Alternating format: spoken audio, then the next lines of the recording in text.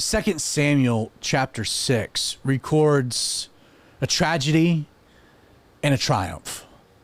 David is moved after becoming king over the unified Israel and establishing a kingdom capital there in Jerusalem, after building additional suburbs and fortifying walls and infrastructure projects and building himself a house.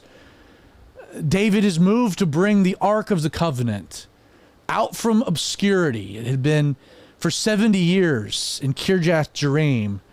He wants to bring it to the capital, and he wants to give it a place of honor, a place of prominence there within the people of God. For 70 years, the Ark resided in a garage, not consulted, not addressed, lost, forgotten. And yet David is stirred, he's moved, and that is a wonderful thing. The tragedy is he goes about doing that, bringing the Ark to Jerusalem in such a way that God had not mandated. God had been very specific within the law, from Exodus to passages within Leviticus, that the Ark was never to be touched, that it was to be carried. In fact, the Ark was constructed with these rings and particular poles that they were to be used to carry the Ark. And not just any Levite was to carry, but a very specific family of Levites. God was very specific, very detail-oriented on his instructions for how the Ark was to be transported. And David jumped the gun. He didn't consult with God's word. He consulted with counselors who didn't know any better. And there was a tragedy. A man lost his life. David is freaked out by it, and they put the Ark into a poor man's home, a man by the name of Obed-Edom. A word after a couple months reaches David that the house of Obed-Edom has been blessed, and David, his heart is stirred anew to bring the Ark, and now he consults God's word, and he realizes the error of his ways. And again, his heart had been sincere the entire time, but David learned some valuable lessons, that God cares how we do things as much as what results. And so they send this family of Levites. They do it the right way. They bring the Ark to the city, and there's great fanfare and rejoicing. But there is still a somberness. An incredible number of animals are sacrificed in the process of this, to the point that David, in offering these peace and trespass offerings, they have a big potluck. Every family is given meat and rice cakes and wine, provision. It is quite an ordeal, quite a thing. And we're looking at Psalms. We can't say for certain that they were written during these time periods, these Psalms of David. And yet I do think that they can be attributed, and they provide us, therefore, some insight. We're going to look at two. Psalm 24 we'll start with. It's titled, "The King of Glory in His Kingdom." Now, this psalm, like so many others, really reveals to us, it emphasizes the prophetic ministry of King David. David had two different ministries. He was king, but he was also a prophet, that David would prophesy. And in these psalms that he would write, there would be very clear messianic undertones, foreshadowing, picturing Jesus and the experiences of Christ, not just during his earthly ministry, but even during his millennial reign. In fact, so often you'll find this in particular with the Gospel of Matthew, that Matthew, in presenting these things of Jesus, will point back to, so it was written by David of old, and he'll quote the psalm in which David was writing of Jesus into the future. This is a great example, Psalm 24, of being messianic. The earth is the Lord's and all its fullness, the world and those who dwell therein. This is all God's. The world and everyone who lives here, God has control over. It's His. For He has founded it upon the seas and established it upon the waters, speaking to creation when God separated the firmaments and then caused dry land to come out of the water. David attributing a literal interpretation to the Genesis creative narrative. Verse 3, "Who may ascend into the hill of the Lord? Or who may stand in His holy place?" And then he answers his rhetorical question. He says, "He who has clean hands and a pure heart." Now, let's take a moment. He who has a clean hands and a pure heart. Let's think how many human beings that would that could be attributed to. Could it be attributed to David? Absolutely not. Even at this point in his life, David has made numerous mistakes, and he's been a man of blood. Could it be Abraham? It couldn't be Abraham, because he had lapses of faith and slept with Hagar and produced a son of the flesh that has been warring with the son of promise. Could it be Jacob? He was a hill catcher. Could it have been Moses, murderer? Gideon? No. Samson? Unlikely. Like, who is the only one who has clean hands and a pure heart? Meaning everything that they've done is pure, undefiled, but every motivation and intention is also equally pure and holy. Well, there's but one person that could ever be attributed to, and that would be Jesus. Continuing, who has not lifted up his soul to an idol, nor sworn deceitfully. He shall receive blessing from the Lord and righteousness from the God of his salvation. This is Jacob, the generation of those who seek him, who seek your face. Selah. Pause, instrumental jam session. Think about it. Verse 7. Lift up your heads, O gates, and be lifted up, you everlasting doors, and the King of glory shall come in. Who is this King of glory? The Lord strong and mighty, the Lord mighty in battle. Lift up your heads, O you gates. The gates, speaking of Jerusalem, as they're making their way in. David's dancing, but what is he singing? Maybe he's singing this, a new song. Lift up your heads, O you gates. Jerusalem says, lift up, you everlasting doors, and the King of glory shall come in. Who is this King of glory? Again, he asked rhetorically. The Lord of hosts. He is the King of glory. You know, Jesus will enter Jerusalem again. Jesus entered Jerusalem for the last time after being arrested there in the Garden of Gethsemane.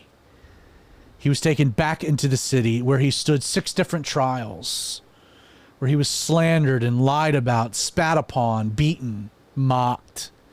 Ultimately, it would be within this city of Jerusalem, within those gates, that Jesus would be condemned, convicted, sentenced to an execution as if he were a common criminal. The crucifixion would follow a brutal scourging, where then Jesus would again leave the city for the final time. Jesus would leave, likely out through the sheep gate in the north to a place called Gethsemane. He would cross the Kidron where the blood of the Lamb would flow, and Jesus would die for the sins of the world, to be buried in a garden tomb.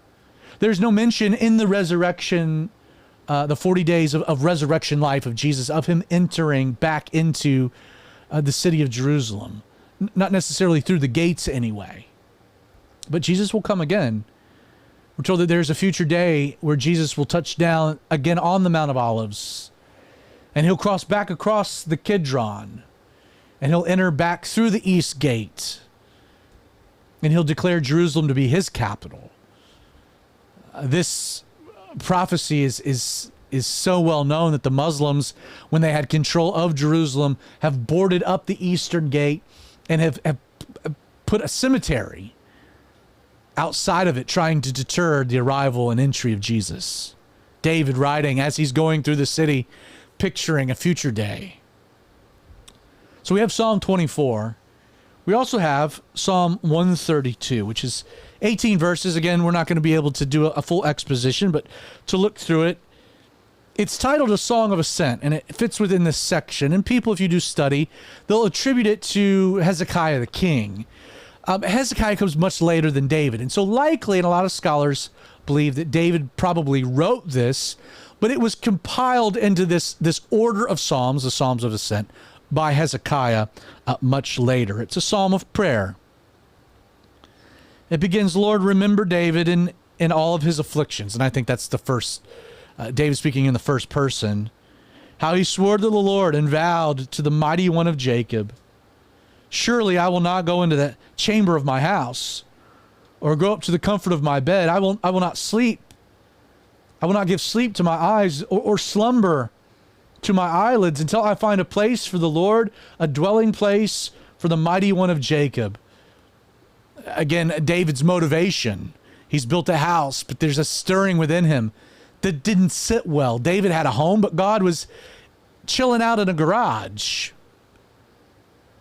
Verse 6, behold, we heard of it in Ephrath. We found it in the fields of the woods. Speaking of Kirjath Jearim, literally the fields of the woods. Let us go into his tabernacle. Let us worship at his footstool. Arise, O Lord, at your resting place, you in the ark of your strength. Let your priests be clothed with righteousness, and let your saints shout for joy. This phrase, we found it in the fields of the woods, it speaks not just to the location of the ark, but its place within the kingdom, meaning zero place within the kingdom. It's as though it had just been left out into the woods. It was not on the roadside. It was not in a city. It was not placed up on a hill into a position of prominence. It was abandoned. And that really reflects this 70-year period, and David is wanting to rectify this. Verse 10, for your servant David's sake, do not turn away the face of your anointed. The Lord has shown in truth to David. He will not turn from it. I will set upon your throne the fruit of your body. If your sons will keep my covenant and my testimony, which I teach them, their sons shall sit upon your throne forevermore. This messianic covenant that God makes with David. For the Lord has chosen Zion. He has desired it as his dwelling place, which is interesting. Like, what was David's motivation in capturing this city of the Jebusites? Well, apparently it was the Lord that had chosen Zion and had revealed that and commissioned David to take the city. Verse 14, this is my resting place forever. Here I will dwell, for I have desired it. I will abundantly bless her with provision. I will satisfy her poor with bread. I will also clothe her priests with salvation, and her saints shall shout aloud for joy. There I will make the horn of David grow, the power. I will prepare a lamp for my anointed. Speaking of preparing the path for my anointed, speaking of Jesus. His enemies I will clothe with shame, but upon himself his crown shall flourish. Again, you can imagine that as David is building out Jerusalem, and as he's bringing the ark into the city, and he had prepared a place, and really when you get to the next chapter, David's desire is to build a temple. That idea gets met with the kindness, the blessing, the gratitude of God, for it was well intended, but it wasn't for David to build the house of God. That would be reserved for his son Solomon. But David's heart here. And as all these things are happening, and the emotions and seeing it all, and this prophetic element of seeing what the city would be in the future and how God would use it, and the ultimate king that would sit upon the throne, oh, it must have overwhelmed him. And you can see how these psalms, these expressions of his heart would come flowing out. Very, very cool. If you enjoyed this, check out our website, calvary316.tv/histories. You can not only see these psalms, but you can also check out the Bible studies, the passages, the stories that they connect with. God bless.